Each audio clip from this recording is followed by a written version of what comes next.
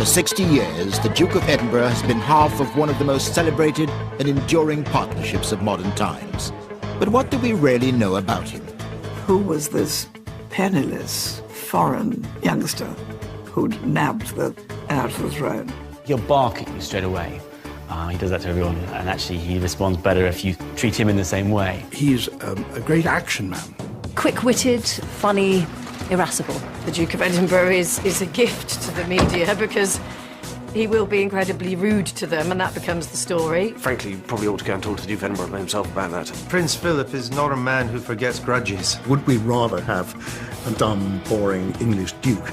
Well, somebody who occasionally did seem to step out of line and made a mistake. He has an inclination to always support the underdog. The Duke of Edinburgh was someone who brought life and verve and dynamism to our university at Edinburgh. Hello, sir. He rather fancies himself as a dog trainer, this Duke. Oh, really? But you know, the thing about Prince Philip, nobody ever leaves him. I just know him as the Duke.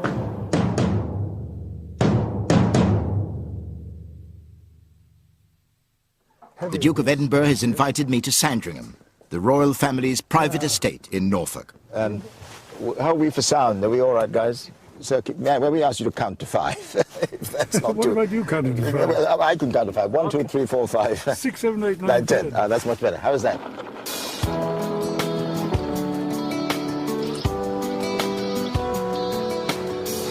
The estate is just over 20,400 acres. The perimeter of the estate is 62 miles. The areas that His Royal Highness is taking Sir Trevor are not normally open to the public. It's a special opportunity to see parts of the estate that wouldn't normally otherwise be available. This is the Coronation Avenue. It's a glorious drive through. Yes. The only trouble is that, like so many of these avenues, they planted the trees too close together. Some years ago, I said, look, let's thin them out, get them there. Because the bloody idiot chose the best trees, so that in some cases they're much too close together, like those two, for instance. Yes. And then the next place is a huge gap. This is Park House. This is where Princess Diana was born. Was she born there? Was she born there? Park House. I didn't realise. Well, I lived there until her father moved.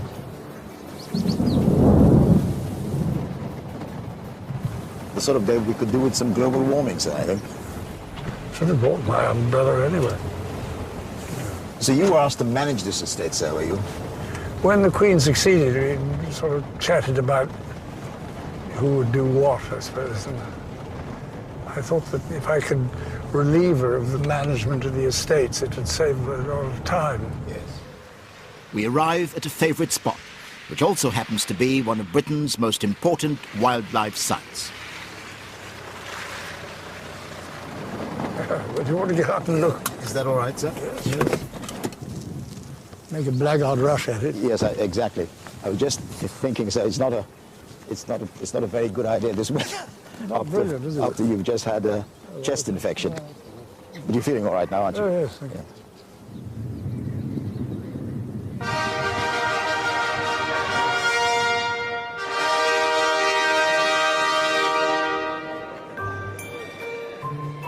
It was just over 60 years ago here at Westminster Abbey that Prince Philip became a member of the royal family when he married Princess Elizabeth. Let us love one another, because love is from God.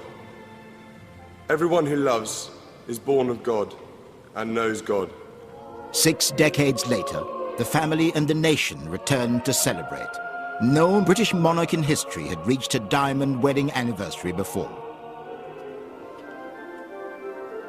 After revisiting their entry in the Abbey marriage register, the Queen and the Duke met other couples who were married on the same day.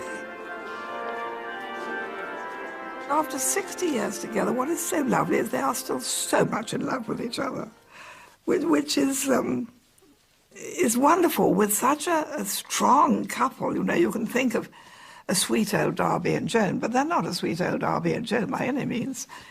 They're both very strong characters. In private, the family celebrated with a dinner at Clarence House, after the customary photograph.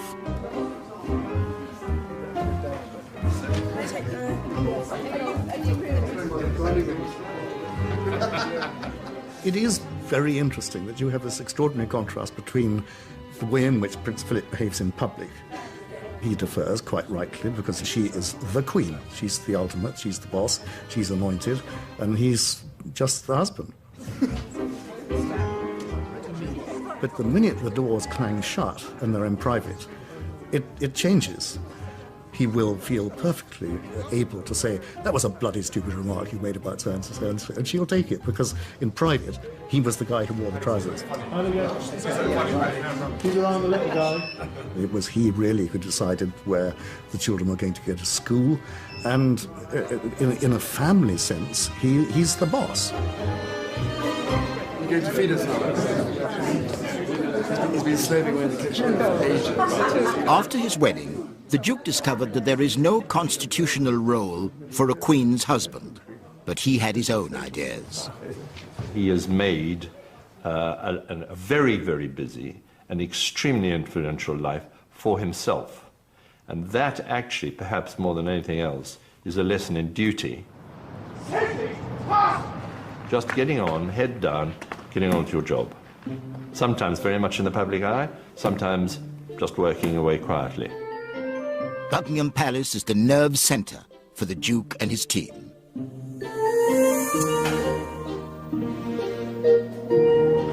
Every day there's new bids for Prince Philip's time. He's very much a man in demand, so as a result his post bag is always pretty full. He has over 800 different patronages, leaving aside what he does in support of the Queen. Those cover everything from sport through to health to art, WWF, in other words, the natural environment. You know, last year, for example, he completed 380 engagements. And here we've got another of the filing cabinets you saw earlier. This one is an extension, although it's much bigger. It goes back down into the basement. This is a collection of photographs which the girls have put together over the years from Prince Philip's various visits. They're obviously very much in his fan club.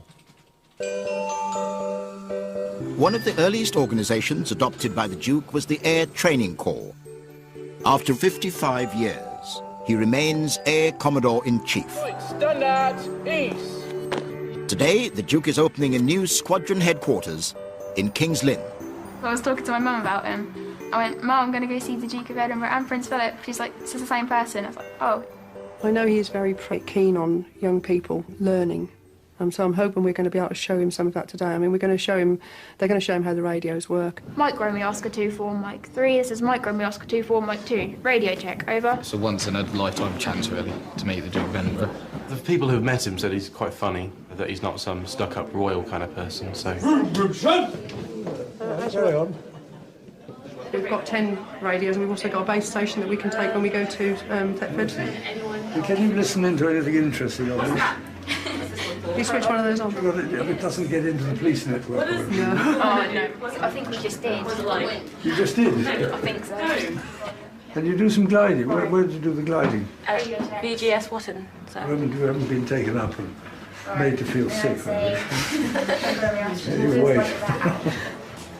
Back on the Sandringham estate, the tour continues.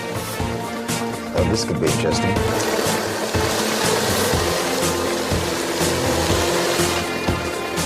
Come on, you stupid man. Shut up, you stupid.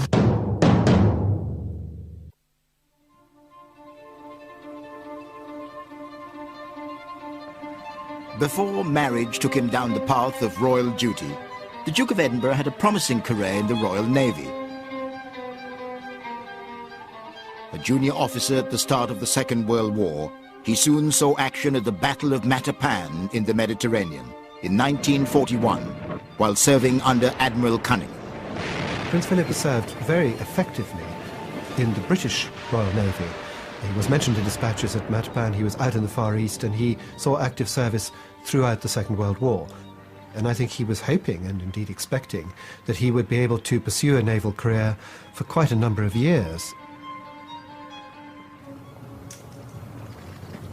The Windsors are a forces family, and the Duke has close ties with all three services. first day as Colonel of the Grenadier Guards, he welcomes a regiment back from their latest tour of Afghanistan. The Grenadier Guards were involved in some of the fiercest fighting the army has seen in recent years. In Afghanistan last year, we suffered 5 fatalities and 32 seriously wounded.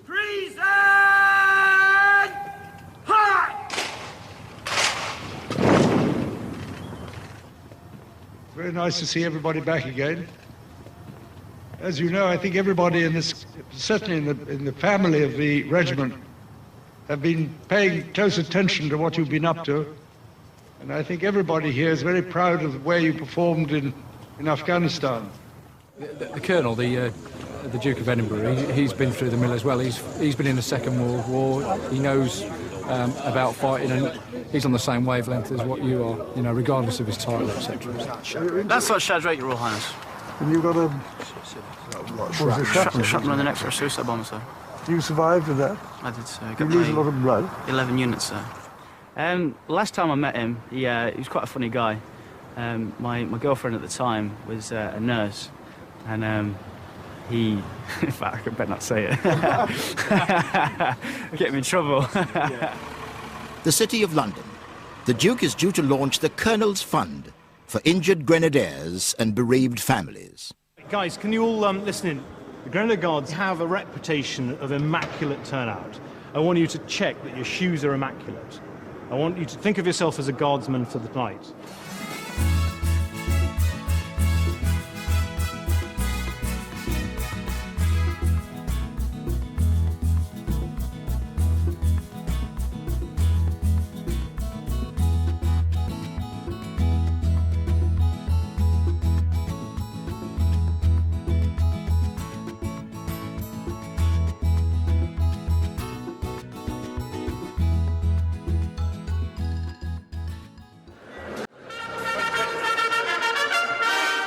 Well, he's been our colonel for a long time now, and he understands the strains. He's had a family, and his own family have been servicemen. He's immensely approachable. He's hugely supportive. He speaks his mind. He's a plain speaker, and soldiers appreciate that. Tonight, the martini remains on the tray. The Duke prefers a glass of water.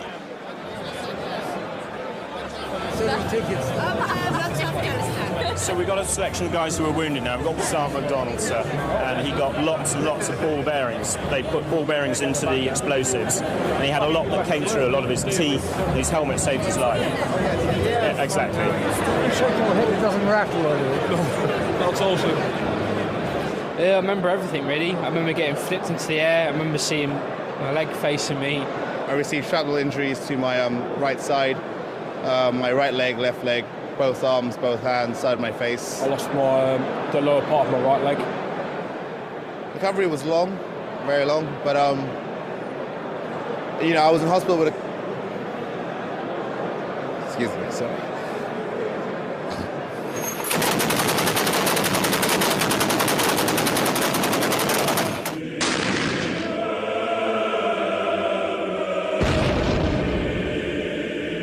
Among those in the room tonight, only the Duke knows that his grandson, Prince Harry, is currently serving in Afghanistan.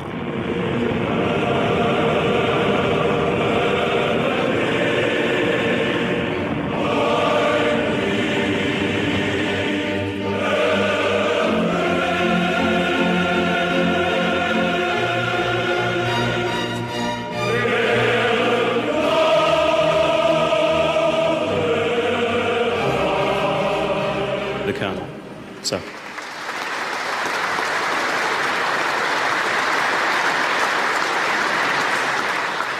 I just wanted to confirm, although it's called the Colonel's Fund, it's not for me.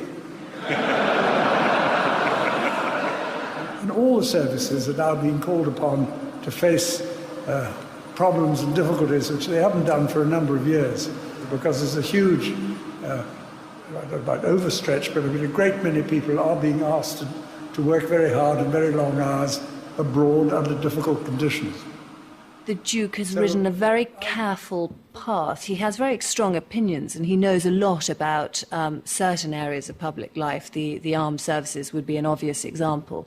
And where he feels the need to speak out, he will put his head above the parapet. But I think he's always been very careful not to do anything that could be seen as political. It's very much an issue for them, isn't it, the welfare of servicemen who come back, some injured. Well, all the regiments run their own charitable trusts, and they take all of them take a lot of interest in their old comrades and people who are in trouble and distress. But of course, with all this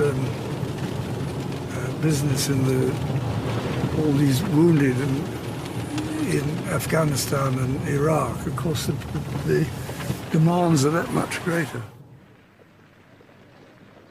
The Duke's own services career continued through the early years of marriage, although there were occasional royal engagements with the princess.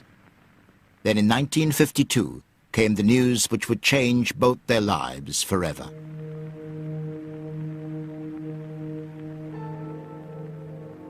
I mean, there is absolutely no question that the worst thing that happened in Prince Philip's life after he married Princess Elizabeth was the death of the king. Because at that point, effectively, his naval career came to an end, and he didn't have the opportunity to rise to the top of the Navy, and I think that was very depressing for him.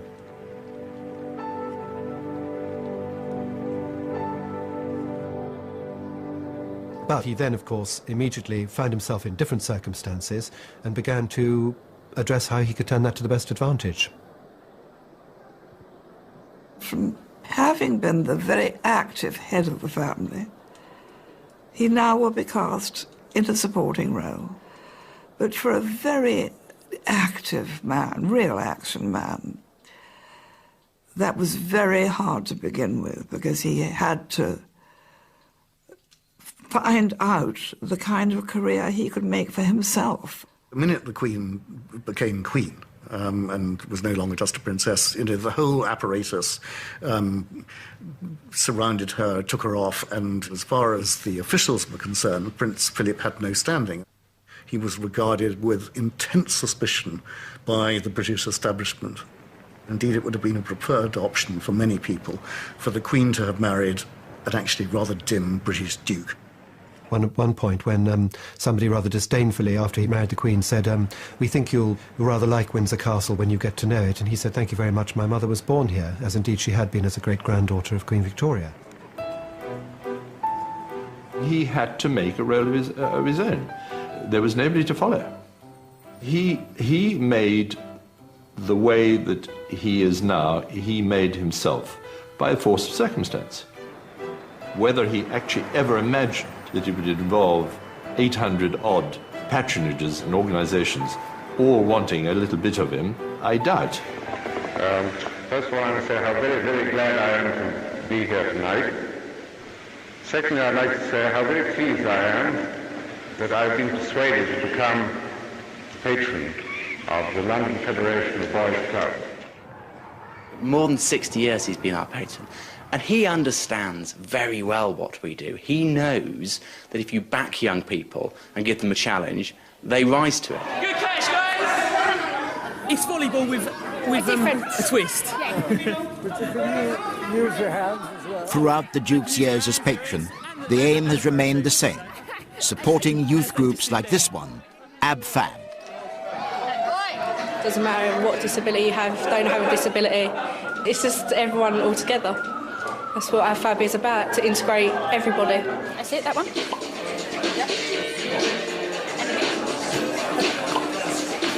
There's lots and lots of levels. Player one, go there, Michael.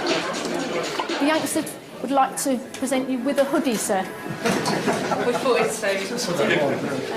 And this gentleman actually designed the logo. And there's one on the back that says HRH for you. I've done the Duke's initials with a lion with a crown. Oh, it's in here. This is. Oh, that's it. It's part of the design. God, that's brilliant. Oh, that's very kind. We'll have to try it on. Well, not here. Have you got one of those? A few days later, the Duke again turns his hand to the other side of royal patronage. London youth needs funds. Your Royal Highness, ladies and gentlemen, I know that the young people of the AbFab Club, they were delighted to be able to present you with a hoodie that they had made, one of the hooded sweatshirts, and I've had at least 3 telephone calls since last week asking me whether they think you're enjoying wearing it. His Royal Highness Prince Philip, Duke of Edinburgh. Young people, babies, are born totally ignorant and totally inexperienced, and they've all got to grow up and they've all got to acquire experience and understanding. If you don't give young people the opportunities to find out about life, to find out what's worth doing, and to be able to develop their capacities and their physical abilities, they're never going to get anywhere. So thank you very much for taking an interest in it. And for those of you who you find that lunches are seldom free. He has been able to play a major part in all sorts of areas which the Queen couldn't have got involved in and wouldn't have got where they are as organisations without a push and sometimes a jolly hard shove. But it was as long-serving leader of another organisation that the Duke was at his most outspoken. What do you think are the most serious issues faced by conservationists and World Wildlife Fund over the next 20 years or so? 95% of the whole of the Atlantic rainforest in Brazil has disappeared in the last 100 years. There is simply nowhere for these animals to live. At the basis of it all is this colossal increase in the human population. It's one of the living species of the planet, but it's reaching plague proportions.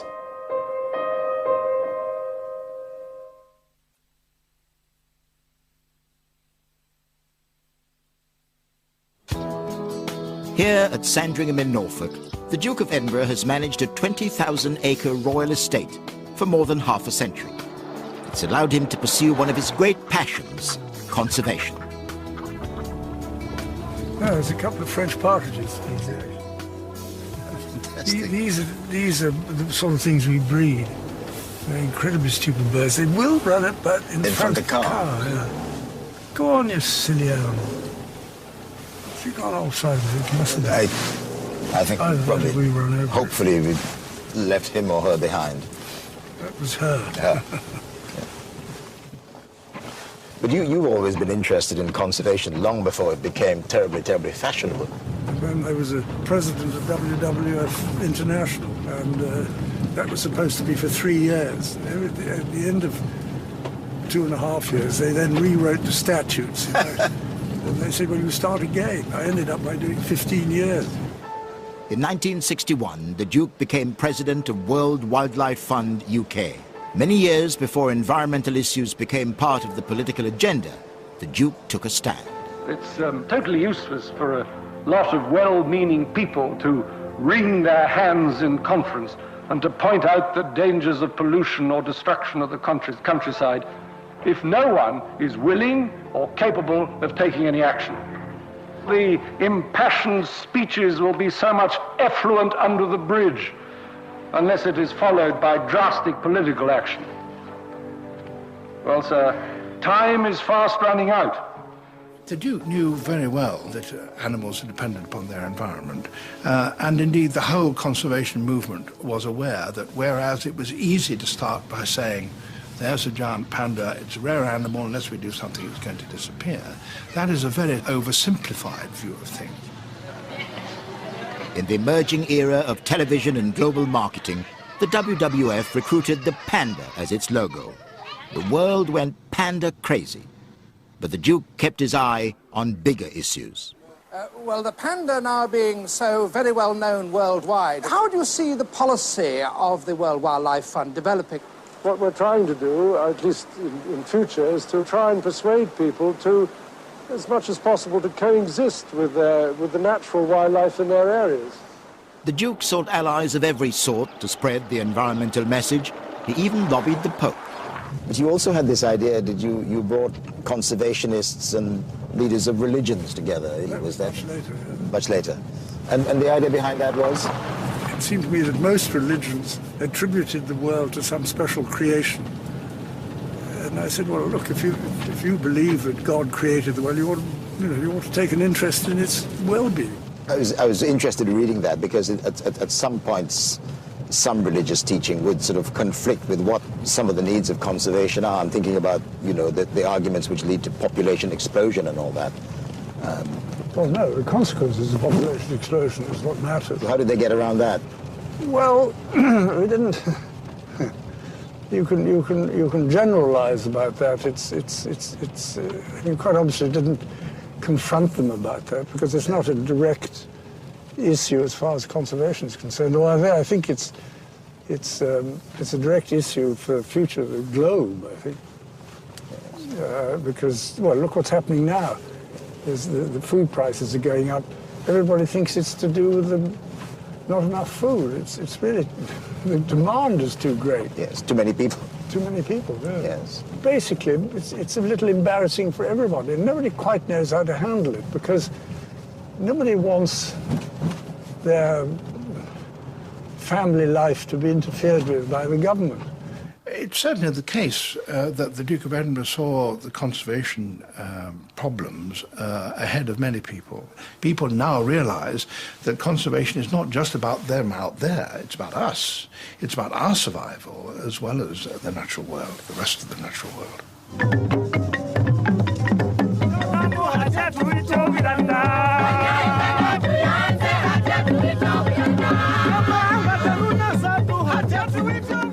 Queen Elizabeth National Park in Uganda is preparing a royal welcome. The Duke first came here with the Queen in 1954. Today, he's back to open a centre which will bring internet access to the area.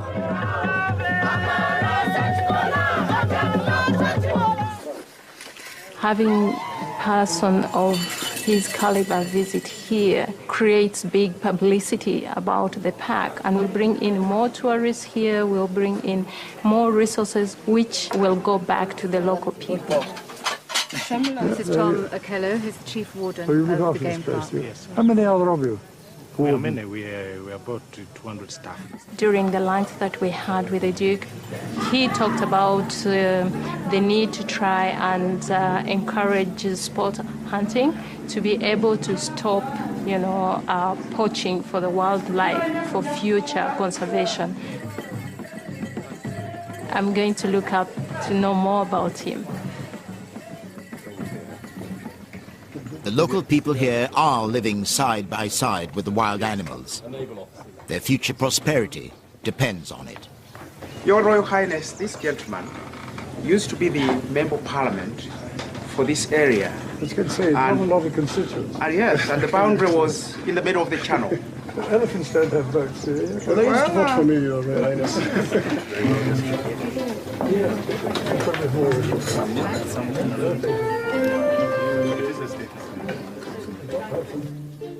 It's not often this community receives such a guest. No, that's all right.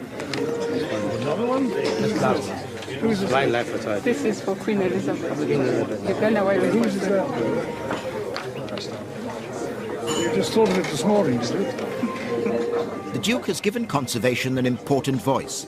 He's written books, appeared on television programs, and delivered hundreds of speeches on the subject.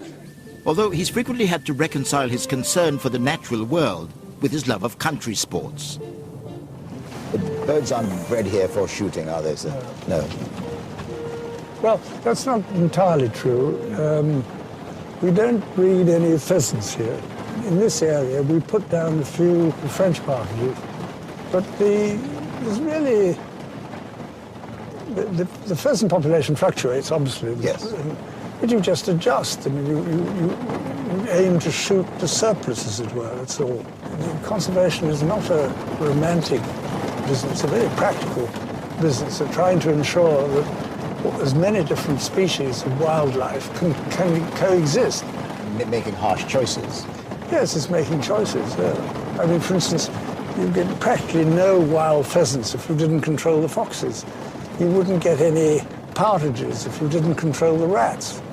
And then you get really awkward problems, like, for instance, people don't like to admit it, but cats catch an enormous number of small wild birds. But of course, people are very attached to their cats. I mean, I don't blame them, but I mean, it's a fact of life. The Duke's environmental principles are not confined to the countryside. He's not just an empty theorist. I mean, he does something about it. He had, as far as I know, one of the very first electric cars that purred along, making no noise whatever, with the Duke of Edinburgh sitting at the back.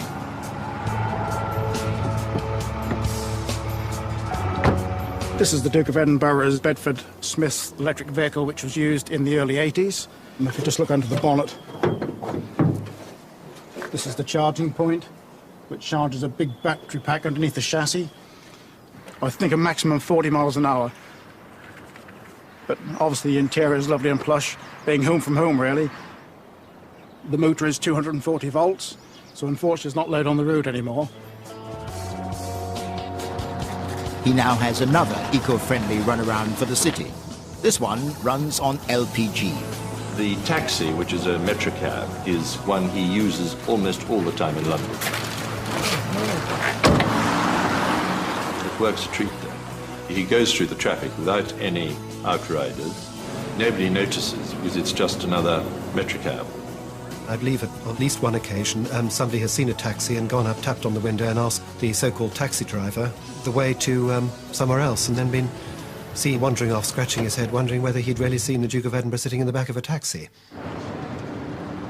The Duke has always had an interest in new technology. Here, at a favourite retreat on the Sandringham estate, he installed some of Britain's very first solar panels.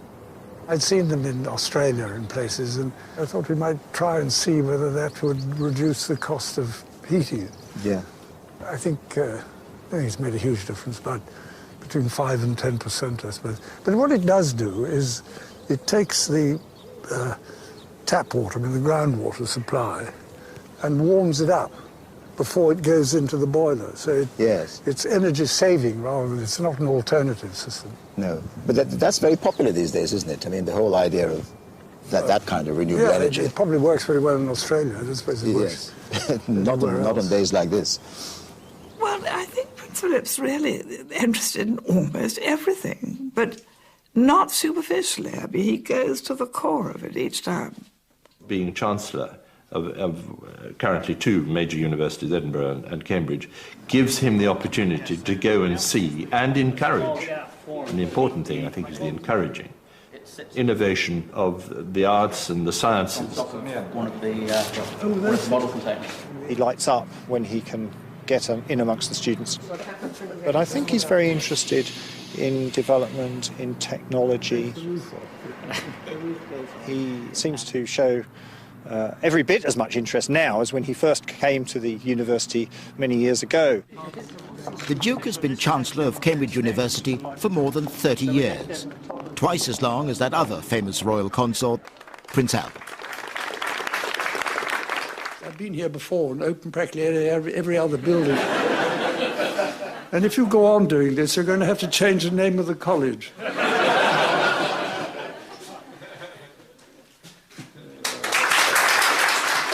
He's also Chancellor of Edinburgh University, where he's always appreciated the students' point of view.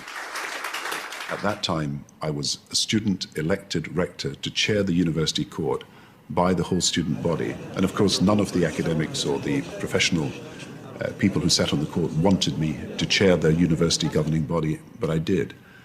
And the one person who gave me enormous encouragement and support was the Duke of Edinburgh himself. He saw the changes that were taking place around us, and while not criticising anybody in the university, he made it possible for me and for others to play a larger part in university life. He used to say, I think, that the first 500 years of any institution's history is always the most difficult. And whenever there was trouble, he would repeat that phrase, recognising that universities were ancient institutions, but they were institutions that had to have the free thinking, the dynamism of creative minds working together, the challenge to traditional thinking. And he recognised that that was what a university was about. He was the first member of the royal family to give an interview on television. He used it to warn about the state of Britain's technical skills. Our rate of increase in productivity in this country is lower than most countries in Europe. That may have something to do with the fact that we haven't got enough people who are technically trained in industry. What you're really out to do is to change a way of thinking. And we know perfectly well that the people in this country have got a remarkable talent for things if they learn how to do them. Technical training remains an important issue for the Duke. Today he's visiting Sheffield Hallam University. Can we just welcome you to our authentic operating theatre? And our patient is a live patient that we're going to do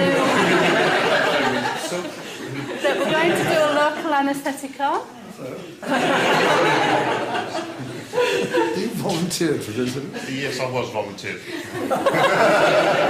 This poor chap's got a brain tumour just down here in this part of his brain. You can see it's started to squash this part of the brain here. Now, if you come over and see Jeremy over here... How do you record the position of the thing? Because it's in 2 dimensions, that means you really need to be in 3 dimensions. This is exactly why we use this model system here. We've got the prostate in here, and we've got the rectum at the back there. And that's the real problem, is how to get enough dose into the prostate to kill it. We've changed places. Yes, we've come down the body ever so slightly into the brain. I did expect him to be a little bit taller. I know that sounds really silly. He has a nice sort of feel to him. He smiles a lot, which I think is quite nice, and he seems to be very relaxed. I don't feel well. Oh dear. Oh dear. Frankly, you don't look well.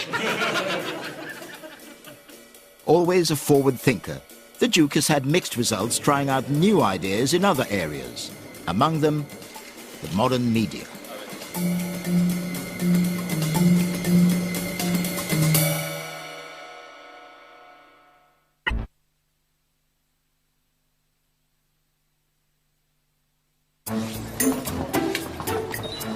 Spring 2008. Windsor and the world's media await the most glamorous state visit in years. The Queen and the Duke will host President Nicolas Sarkozy of France and Carla Bruni, his new bride. This state visit is, of course, for us something very special, because the French president and his new wife will be here in this very beautiful castle. We don't know yet if she will curtsy, but we have been told that she has been practicing a lot, so perhaps she will do it. We hope. State visits used to be confined to London. It was the Duke's idea to revive the tradition of staging them at Windsor Castle. The Duke guides his guests through the protocol.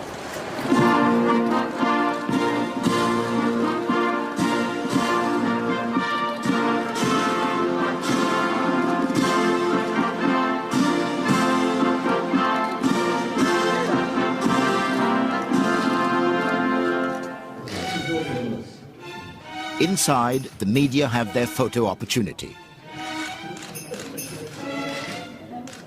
But it's a private occasion as the two couples exchange gifts. What's like stamps? Yeah, I like stamps. So we've got some. Sur les cheveux. Parce que avec ma femme, nous voudrions vous offrir. Ah, la Ligue. La Ligue, c'est la Ligue. C'est de Shakespeare. Duncan's horses. The Duke has been given a bronze hunting dog.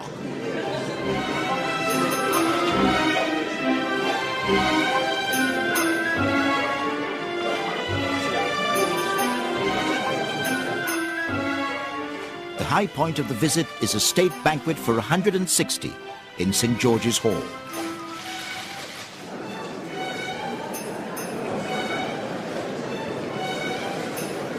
I wish you and Madame Sarkozy a happy visit to this country. And I now ask everyone to raise their glasses and drink a toast to His Excellency the President of the French Republic, Madame Sarkozy, and the people of France. Thank you very much. Royalty has always been associated with tradition and spectacle. But today, people's expectations are harder to manage. The royal family has got an extraordinarily difficult line to tread. The principle of kinship depends on a certain degree of mystery. If it becomes too mysterious and too oppressive, as it were, then the loyalty to the crown will disappear.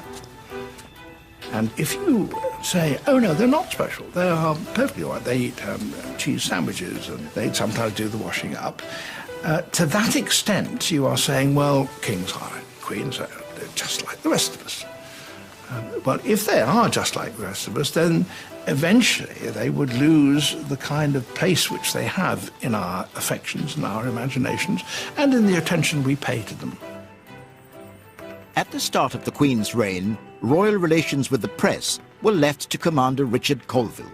Commander Colville's idea of dealing with the press was to sort of mince across the gravel and pin a note to the railings at Buckingham Palace saying the Queen has been safely delivered of a princess, or whatever, that's it. And he regarded his job as keeping the press at bay. The Duke was to take a radically different approach. He granted unprecedented access to the media.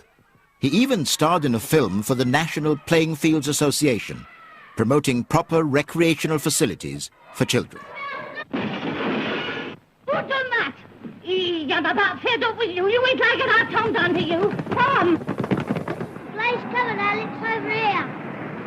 What do you boys want? We want to see the boss. What's the trouble? What do you want to see me about? God. Well, come on. As donations trebled, the royal patron raised his charity's profile even further through the new medium of television. It is to have you with us in the... I'm sure I don't need to tell grandstand viewers about the value of playing fields, but I think you ought to know that we still haven't got anything like enough. I've arranged to open 10 schemes this afternoon in different parts of the country which have recently been completed. After his 1956 world tour, he became the first member of the royal family to present his own television program. Seychelles Islands, and I've got one here. It's a dried one. This is the nut, so to speak, rather like a dried coconut. It otherwise would look like a coconut. Very peculiar shape, as you can see. This new attitude to the media culminated in a pivotal moment in modern royal history. The Duke decided to admit cameras to film his young family at home. The whole question of the royal family film, which was shown in 1969, was an exercise in letting the cameras in and to show the royal family what they were doing much more, to some extent, a look behind the scenes. What's this for? What's this for? Well, it's for helping things, turning things over. Prince Philip, in some ways, his instincts would have been against all that. But he could see that actually you had to do it, and you had to let light in on the institution, and television was a fact of life, and the royal family had to take account of it. And so, okay, if it meant that you had to be seen to be doing certain things on television, then so be it. Life was changing.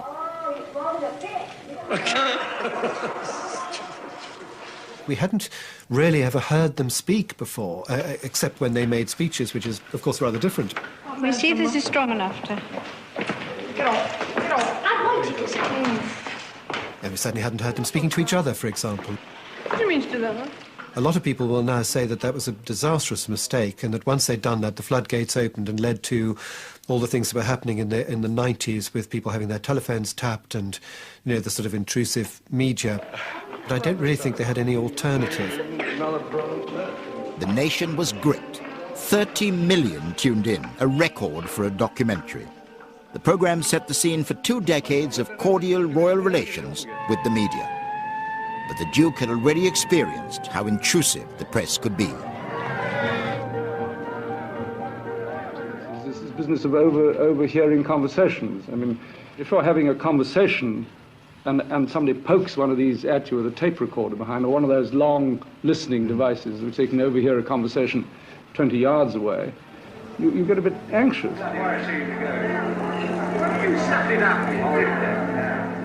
This is what you were specifically objecting. Well, I don't know what this is about. It was a quote, I think, which appeared on television that you suggested to a chap with one of these things how he might dispose of it. Well, during private conversation. I'm delighted he took it down. I hope he did it. The fact is the royal family had to change. They had to allow the cameras in. They had to let some light into the magic. Otherwise, they'd have become a complete irrelevance. And I think the prince was absolutely right to want to do that. You can criticise what happened subsequently, but you kind of lose control of these things. In tomorrow's concluding portrait of the Duke. Best thing that had happened to most of these high-rise down there are disasters, most of them. Yeah. They're all right for elderly people. I was allowed to read the letters. They are very touching letters. He expressed the feeling that, you know, he himself had been a newcomer to the family once.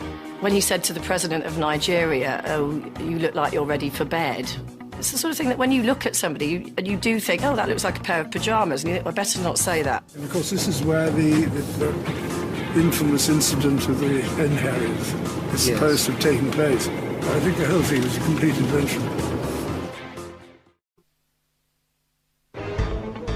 For 6 decades, the Duke of Edinburgh has been one half of one of the world's most celebrated couples. Yet how well do we really know the Duke? Never before have I found someone who's so different from their persona. He's not a great spectator. He likes actually taking part.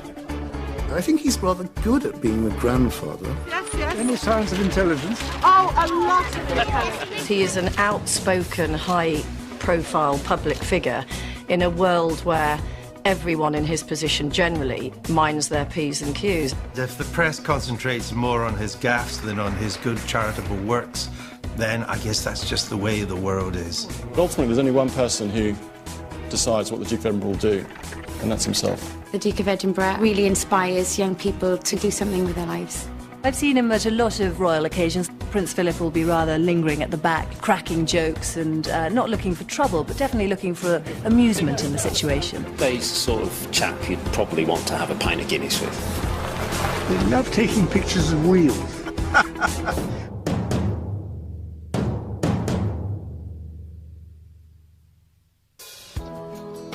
The Duke of Edinburgh is showing me around Sandringham, the royal family's private estate in Norfolk.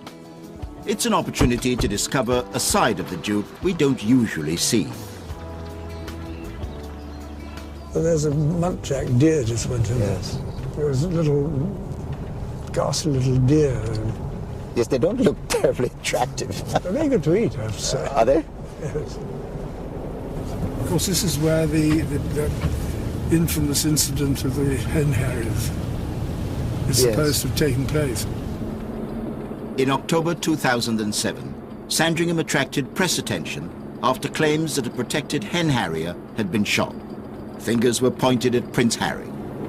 This under-warden or whatever suddenly reported people shooting hen harriers. It was absolute nonsense. There weren't any there anyway. Well, no one had seen one anyway. In fact, there were masses of bird watchers down here at the time, and not a single one reported seeing a marsh harrier, so I think the whole thing was a complete invention. The press are always looking for a royal headline. Over the years, abrasive comments attributed to the Duke have caused controversy. When he said to the president of Nigeria, "Oh, you look like you're ready for bed," because he had his tribal robes on. It's the sort of thing that when you look at somebody and you do think, "Oh, that looks like a pair of pyjamas," and you think, "I better not say that because it's inappropriate to say it."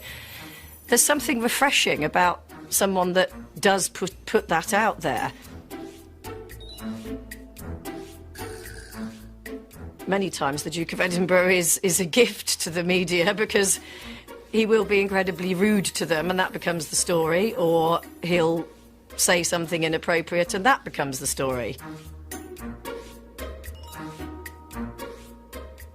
They're expected to represent us in the best possible way to the widest possible number of people. And when they get that wrong with inappropriate remarks about slanty eyes or deli belly or whatever it is that he's had, then of course we're going to pick on that because he's not meant to do that.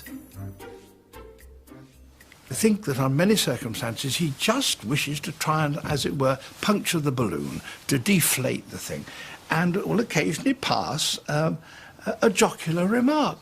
And there are all these po-faced journalists who write it down as though this is some great statement, that this is a pronouncement of some important kind. But I suppose he got used to it. None of us really want to see comments made about us if they are misinformed. And undoubtedly, in the vast spectrum of the media, of course there's going to be things that the facts are wrong. For more than 30 years, royal photographer Arthur Edwards has followed the Duke all over the world. How would you characterize the relationship between the Duke of Edinburgh and the press? Well, sometimes it's brilliant. Absolutely, like tonight. It was just fabulous. He wanted to chat about everything.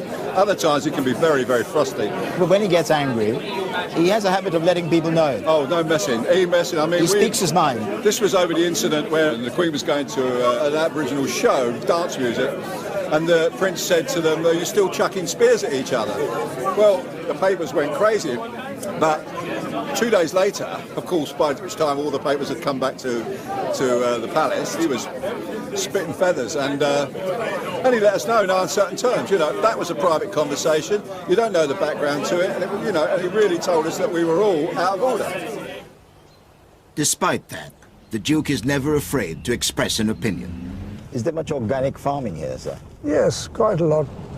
But organic, it's not an unmixed blessing, and it's not an absolute certainty that it's quite as useful as it sounds. I wonder whether to some extent people have gone overboard about organic farming. I mean, well, you've got to be emotionally committed to it. But if you stand back and try to be open-minded about it, it is quite difficult to really find where it's been a real benefit. This is all organic, all this area. Yeah.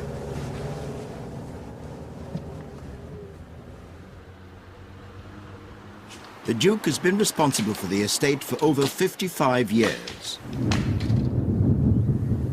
When the weather is better, this must be absolutely glorious. And you like painting in some of these scenes, do you? Well, occasionally, yes. Have you always painted? No, not always, no. A friend of mine persuaded me to try. Yes. I was just a sort of jolly.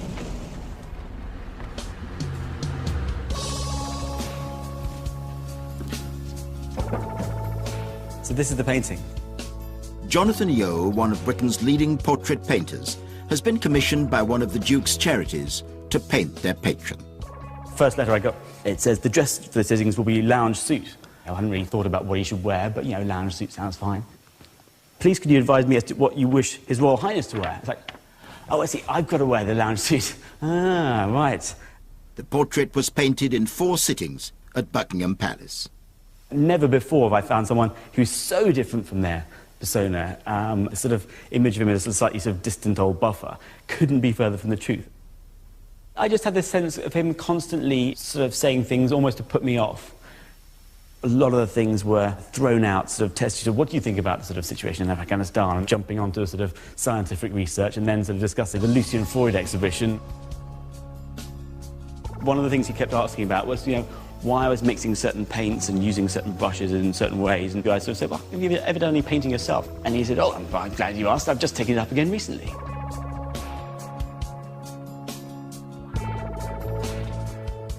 He came in and he said, oh, I've got something to show you, and produces pictures he's done. And I look at them, I was like, oh, actually, they're not that bad at all. It was kind of Gauguin-esque. He's experimenting. He's obviously someone who, it's not someone who just picked it up and had a stab at it. He's obviously tried to sort of learn a bit about how to do it. He's obviously had someone who's quite a good teacher at some point along the way. The Duke has been interested in painting ever since he was a young man. It's rather nostalgic to think that he signs his pictures with the Greek P. It's a lovely touch, that, because, of course, he's not Greek at all. The Greek royal family were Danes. I think there is romantic, sentimental streak to Prince Philip, but he is passionate about not letting us see it. He wants us to think of himself as being the quintessentially abrupt, sharp, insensitive character who calls a spade and doesn't mess around. Whereas, in fact, in the book, we actually had a photograph of a painting that he'd done of the Queen having breakfast. And it's charming. Couldn't be nicer. But he is not really comfortable with the rest of us thinking that, even though I think it's there. It was during this Commonwealth tour in 1956 on board the Royal Yacht Britannia that the Duke filmed the artist Edward Seager. Watching Seager doing his work, I think, was a great encouragement. I think his interest in painting, it came from looking at nature, bird watching, then wanting to, first of all, photograph. He used to be a fantastically keen photographer. I mean, a lot of his, both cine and single photographs. At the same time, the Duke was pursuing another passion, the Duke of Edinburgh's award scheme. As a girly girl, I didn't know if I would really be suited to that kind of thing, but I learned a lot about my determination, and I remember eating lots of chocolate for the energy to get me to the end.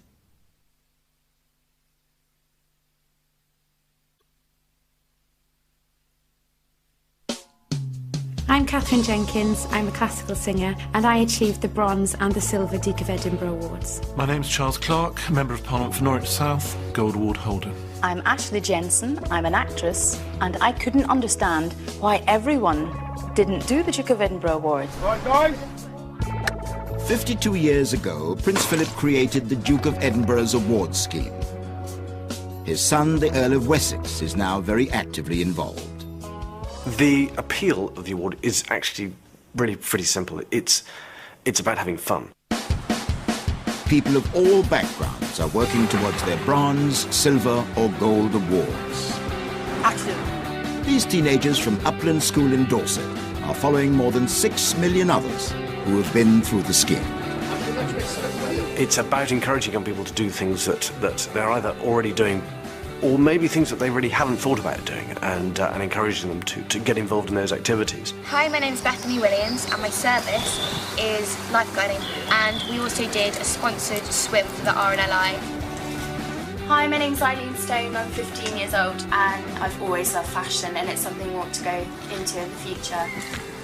You're not really competing with other people, you're competing absolutely at your own level, and it's an achievement for yourself. This is for my helping at the primary school. She communicated easily with the class at their level. Today, these Gold Award holders have been invited to St James's Palace to receive their certificates. When we went to Holyrood Palace to receive our Gold Award, we didn't actually get to meet him. We met Mr Tunnock of Tunnock's Tea Cakes, of which I'm a huge fan, it has to be said, but I was a little bit disappointed not to meet the Duke of Edinburgh himself.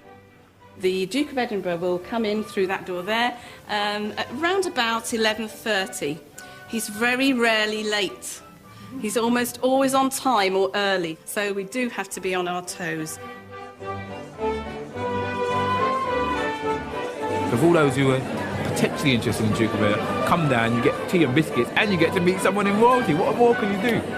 He's fun, he's feisty, he's flirty, he's a game guy. I don't know if you're allowed to say that about the husband of the monarch, but he is, and that comes across today. Did you all walk for your expeditions? No. Yeah, I did. No pedlars or paddlers? Or... I canoed. You canoed, did you? I did. You should get you taken up to the top of the river, put in the thing, you just float down. I'd rather fall in my case. You fell in, did you? Yeah. Oh dear. They set them challenges, they set them goals. You have to improve on your own ability, you have to strive to achieve. I think I was always quite a focused teenager anyway, but I learned a lot about myself. I think it's that realisation that you're out on your own. What I learnt was to take decisions, get involved, engage with problems rather than thinking they'd go away. Anybody do any conservation work, did you? Conservation in Belize jungle, where the SAS used to train, right up in the remote jungle. Yeah. It was brilliant. It's lovely part of it, yes. It looks rather like sort of Sussex, isn't it, in places? It's amazing, yeah. The Earl of Wessex achieved the Gold Award himself in 1986. I got involved only because I made the mistake of doing it. I got involved when I was still at school, and I was at Gordonston, which was where the whole thing started. And that, fun enough, was the first I'd ever heard about it. One of Gordonston's very first pupils was the Duke. It was a tiny little experimental place in, forgive me, the middle of nowhere. It was very remote, very unusual, very Spartan and tough. It, I think, helped to make Prince Philip into a very unusual person. The school's founder was Dr. Kurt Hahn, an educational pioneer. I remember talking to Prince Philip about Kurt Hahn, and suddenly you could feel him becoming interested for the first time. Kurt Hahn was opposed to conventional games and preferred the idea of service and climbing mountains and sailing. Hahn soon spotted star potential in the boy who would become his most famous pupil. One thing you can definitely say, that he was one of those boys who very early rendered disinterested service and who never asked for any privilege on account of his birth. The scheme was established in 1956. It was open to all. But there was a great deal of opposition. When it first started, it was regarded as being extremely radical, and it was done against the run of play.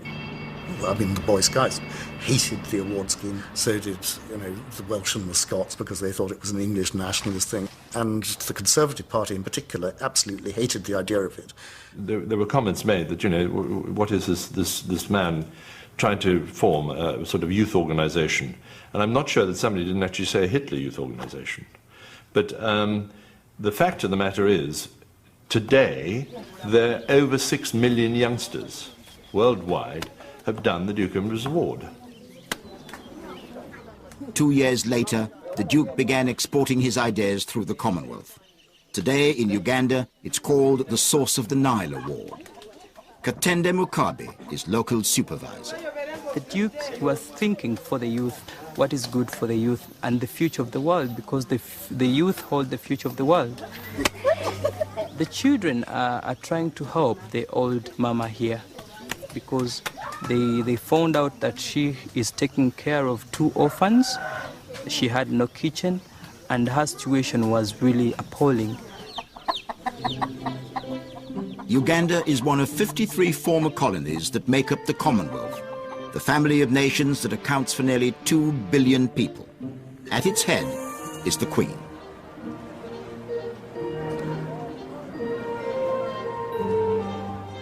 I think the Commonwealth is particularly important to the Queen, and therefore by extension to Prince Philip, because the Queen's father was the king of a quarter of the world. There's a sense of history and of a global reach and importance that the family still has because of the Commonwealth that it had during the imperial days.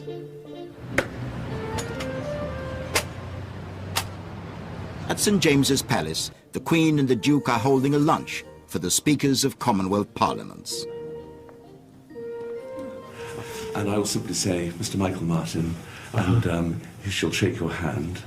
Perhaps you could just dip your head in the usual sort of way. And then Lady Hayman, perhaps a little curtsy would be great. And then the Duke of Edinburgh will come in behind, of course. At that moment, perhaps, Mr. Martin, you could go behind Lady Hayman to take the Queen up the stairs. Keep to the wall, please, Mr. Martin. There'll be nobody on the stairs now. Who would be first in the line? It's Mr. Speaker Chatterjee. Speaker Chatterjee, without hesitation, you can introduce yourself. That will be a help. That would be an immense help to both of us. The Duke of Edinburgh has been known not only as a concert, but as a believer in Commonwealth, spirit of Commonwealth, and has been going to different countries to meet with the people, and therefore he has a lot of admirers in my country also. But you weren't doing that last time I saw you, I don't think. No, I think we were Were you expecting to get to this? Exactly. We were paddling together for bloody miles. How's it going? Fun, though, wasn't it? Yeah.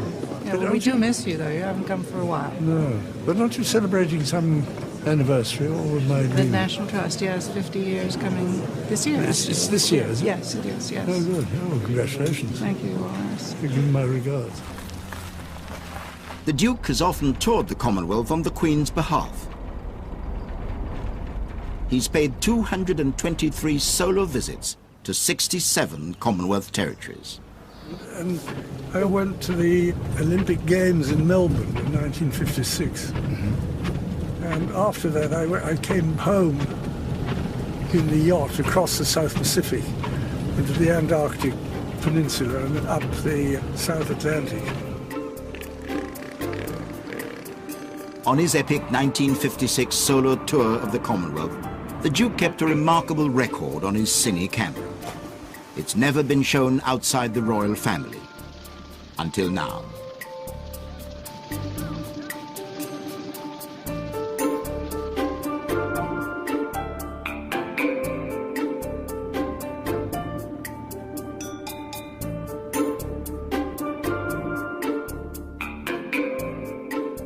At home, though, some people suggested that the tour was too long. There were rumours of a royal rift. Yes, he was away for a long time. Yes, the children were very small, and his absence included Christmas. And, you know, it still rankles with him, I think, that even all these years afterwards, people still say, oh, well, you went on that fantastic jolly and it was great fun. I don't think that was what was going through his mind. He actually thought that, you know, we have a Commonwealth, well, let's go and, you know, show the flag, if you like.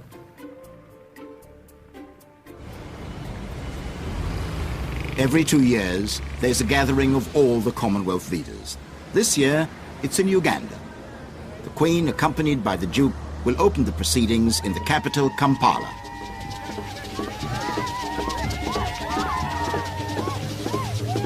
Uganda's been through some pretty black days. For very many Ugandans, having a state visit is enormously important. It signals that Uganda is back in its rightful place in the community of nations. It's 53 years since the Queen and the Duke last visited Uganda. When we arrived, and I was in a car behind them driving from the airport, I would have guessed probably 1 million people were lining the road to see them. They are the sort of the embodiment, the symbol of the Commonwealth, and they cause, it's incredible watching the crowd react to them through the force of their popularity. They've done a lot to keep the Commonwealth together. When I signal for you like this, then we shall all start. Can I see that, everybody? There is a boy there who is not smiling. The Duke accompanies the Queen to Kitante Primary School.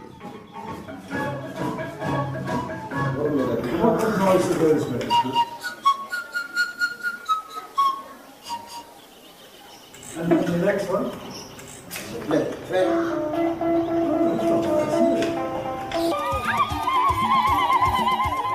At Kidukuru Hospital for Children with HIV, the visit is a cause for celebration and a show.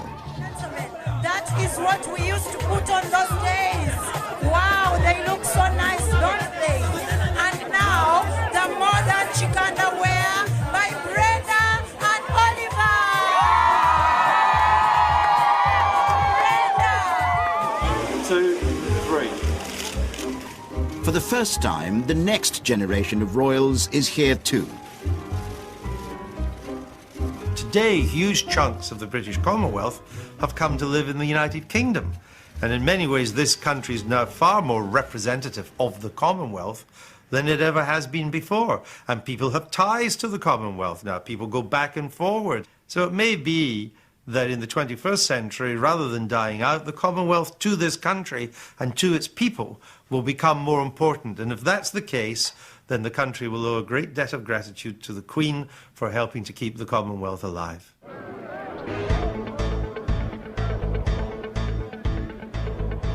Away from official engagements, the Duke takes every opportunity to unwind. This way, you idiots! Where you're turning around for, you stupid... Get on.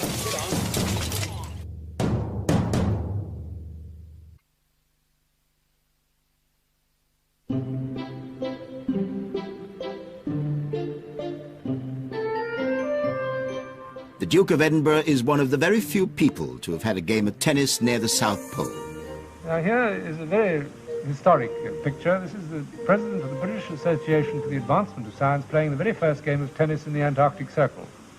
A sport, I suppose, started at school. I mean, he was very good at cricket. He was very good at most games. He was a very good sailor. He's not a great spectator. He likes actually taking part.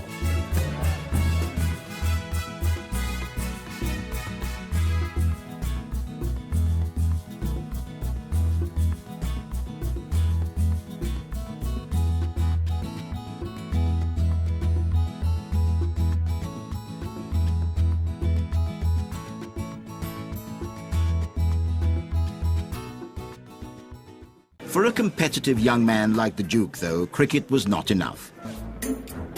His uncle, Lord Mountbatten, had a bright idea soon after Prince Philip's marriage to Princess Elizabeth.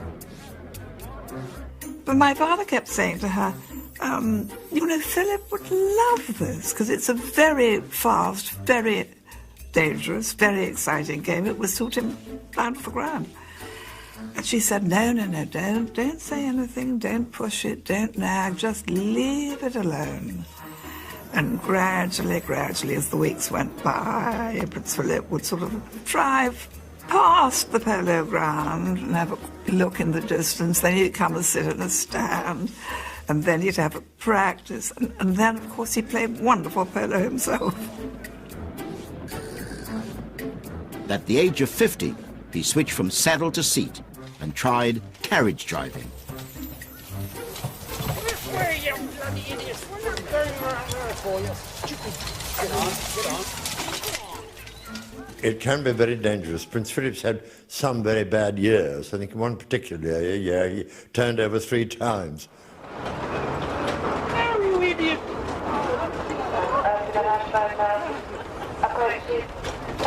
And Prince Philip was an ex-competitor due, and a noise like a sort of express train coming got louder and louder, and round the corner came Prince Philip's 4 ponies, pulling a carriage on its side. No sign of Prince Philip.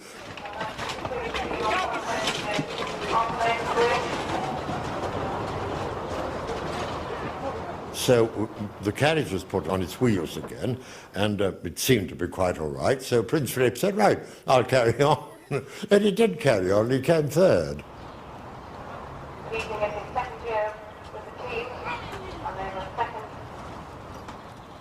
He believes that if you do something, you should do it properly.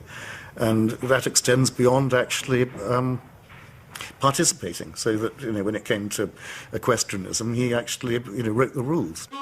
It was the same story with another favourite sport, sailing. He rewrote the racing rules of the Royal Yacht Squadron in Cowes. When he was our Commodore, he introduced a number of quite important modifications to our affairs. He came ashore one day and said he was completely confused by all the different rules and regulations, and something perhaps should be done about this. I think it was under his leadership. All starts were on one line, and it was a lot easier for competitors to work out what they were supposed to be doing. These days, he keeps up the carriage driving here at Sandringham. But I like coming here with the ponies, because you can drive all over the place, and you can go in a different direction every day. You must take a great deal of satisfaction from what you've accomplished with this estate, having been asked by the Queen to... Well, it's keeping it going. I mean, you know, so another generation's going to move in, and while we've been here, we've tried to sort of keep it going and earn its keep, and also the sheer pleasure of being here. Today, the Duke has many places he can call home, but his early life was very different. His mother had what one might call a religious crisis, nervous breakdown. Prince Philip was taken out for a walk one day, and when he came back, his mother had gone. From 1930 onwards, when, let's face it, he would only have been 9 years old, he really was going from pillar to post, and I think That's where you find him, his character coming out and him, as I say, making the best of it. His father died in Monaco in 1944. By that time, his mother had recovered and returned to Greece.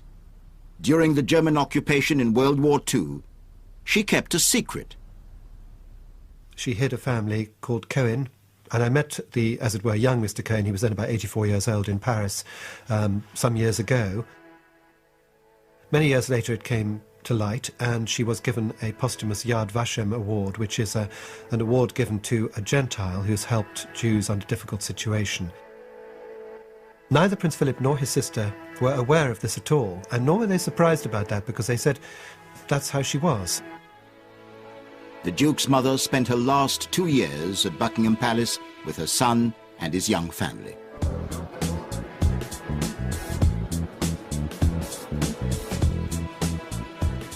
Prince Philip has always been very much the head of the family privately, which is what the Queen wants.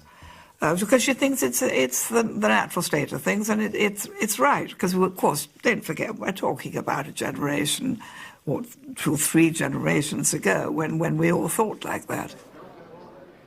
He's always had a very strong sense of duty and obligation. You know, it comes from a generation that, after all, fought through the war, and they perceived things differently from the generation that came after them. I think he feels that the younger generation don't have quite that sense of duty. He had that very close relationship with Princess Anne. Princess Anne is very much her father's daughter. I think she thinks in exactly the same way. She has the same sort of compartmentalised brain. She has the same sort of very sharp, instant response, intelligent thinking things through attitude to things. There is a gap of more than 10 years between Princess Anne and Prince Andrew. In due course, it is the youngest child, Prince Edward, who will inherit the title of Duke of Edinburgh. He's very close to Prince Edward. I think he and his wife Sophie, I think they all sort of very often, you know, have a nice time sitting watching the television together. Prince Philip was very good with the younger boys. Prince Charles is such a sensitive person that he seems to have found it difficult with his father in the early ages.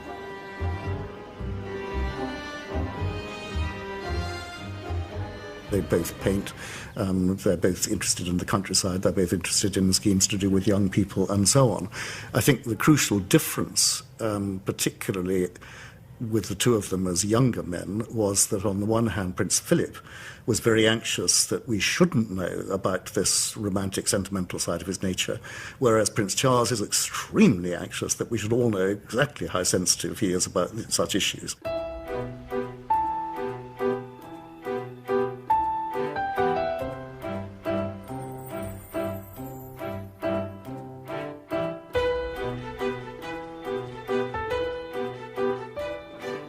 Behind the scenes, the Duke of Edinburgh has obviously been trying to guide Diana over the years, certainly trying to guide Sarah Ferguson, because he knew that their behaviour was crucial to the future of the monarchy.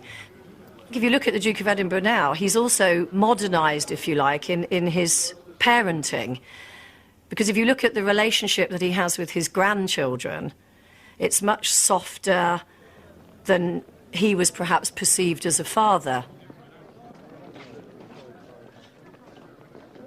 The night before the funeral of Princess Diana, Prince William was not at all sure whether he wanted to walk in the funeral procession because of the media hoo-ha that had been going on in that week. The chief mourners, Prince Charles and his son, Prince William and Prince Harry, and on the right, Earl Spencer, emerging from St James's Palace, Duke of Edinburgh behind Earl Spencer. And Prince Philip said to him 2 things. He first of all said, I think that when you're older, you'd very much regret it if you didn't walk behind your mother's coffin. Take their places behind it. And then he said to him, and I'll walk with you. I think that answers everything you need to know about Prince Philip as a grandfather.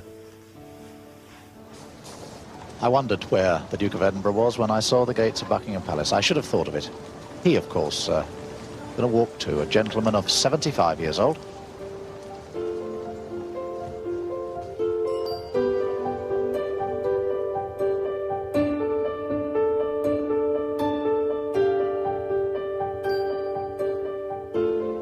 sort of almost immediately after Diana's death and throughout the 10 years following up to the inquest, allegations have swirled around about a possible involvement of the royal family in some sort of murder conspiracy.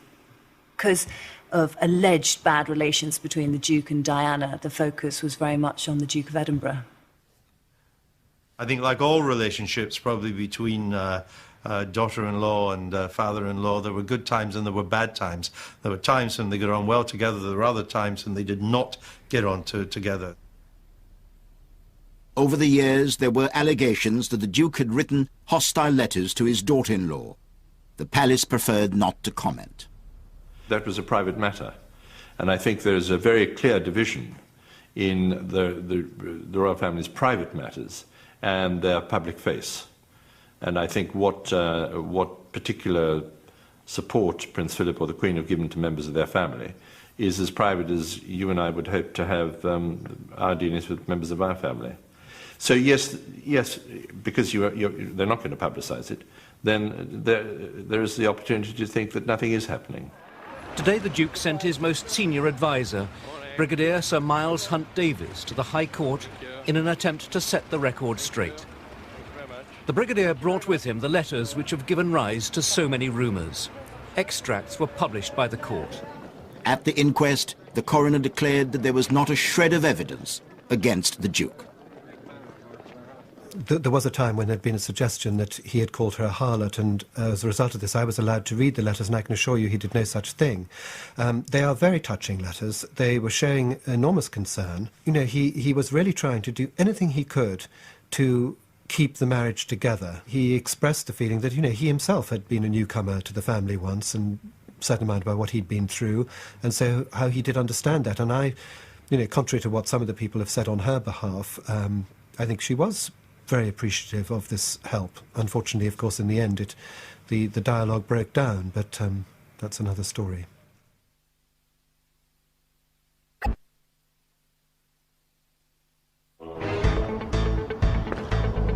The Commodore of the Royal Yacht Squadron, Lord Iliff, has come to see the Duke of Edinburgh. Good morning, sir. Good morning. How may I help you? The day might start at Buckingham Palace with a number of audiences where Prince Philip may receive any one of the representatives from 773 organisations of which he's patron. We probably spent about half an hour talking things over and chatting about the affairs of the squadron.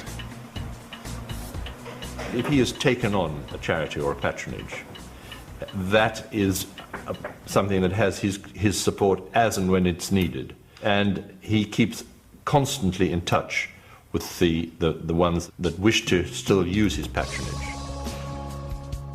The Duke is a former president of the National Federation of Housing Associations. Near Windsor, the residents of this once neglected estate have turned its fortunes around. The flats really were dilapidated. You couldn't get anybody to come, even the pizza men wouldn't deliver here. Yes, I am. This lot? Yes, all this lot. Yes, yes, yes. Any signs of intelligence? Oh, a lot of intelligence. Yes, absolutely. This is our office. Surprising what you can get on the space of 2 blocks of flats, you know. It makes much better use of the space. Well, it does, but... Come in. Welcome to my humble abode. What's going on here? That's the machine that chewed up the concrete when they chewed the building down. It's a beak it's got. Yeah. It's like a dinosaur. Yeah. Best thing that had happened in most of these high-rise down there were disasters, most of them. Yeah. They're all right for elderly people. Yeah. But not for families. No, no good for families at all. The pigeons having a shower there. That's brilliant. Well, thank you very much. Okay, pleasure. Nice to see you. Thank you.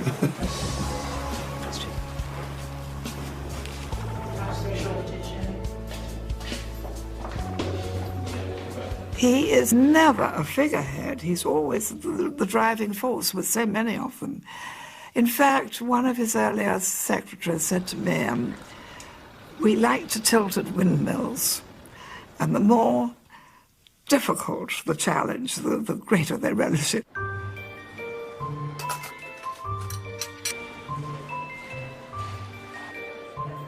the Duke has arranged an evening in support of the Cutty Sark Trust, a charity he helped to create. He's taken over the Palace Cinema for the night. The room we're in today is the cinema, and it's been used as such since the Queen moved here in 1952. It's used occasionally for the showing of staff films, but the majority of the time it's used for staff briefings and for more formal presentations such as today. The Duke of Edinburgh is concerned about many aspects of life, particularly those that are good but are in danger, and the past is always in danger. So the Cutty Sark was an obvious cause that he would back. In 1954, the Duke and the Trust secured a permanent home for the old tea clipper in London. The Cutty Sark was actually floated in from the Thames into its current berth at Greenwich. His heart is absolutely there right from those days. Right through his whole life, he's been passionate about the sea, and not just the boats, but what they stand for and the lives on them. Tonight's a chance to remember the ship as she was. But now she's in trouble again. During important renovation work, the ship was recently devastated by fire. The Duke came to visit the ship for a considerable amount of time the day after. Now, we all know how busy his schedule is.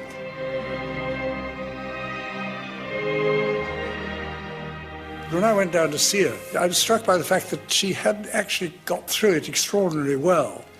And I've had a certain amount of experience with fires.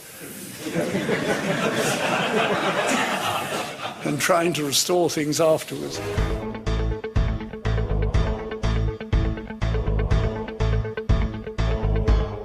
Britain has changed more in the time that Prince Philip has been consort to the Queen than at any time in our history.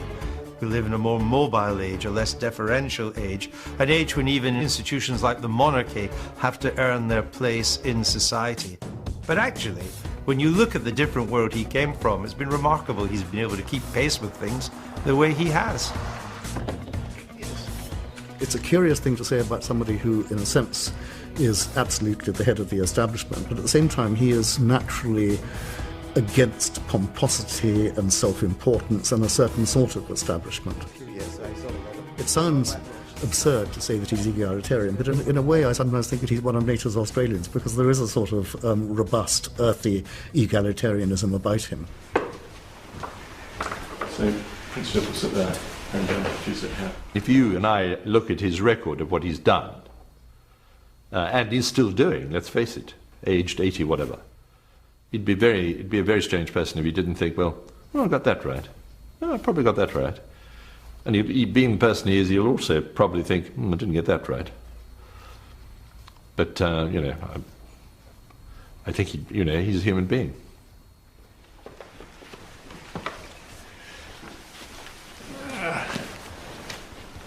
And you can now switch off.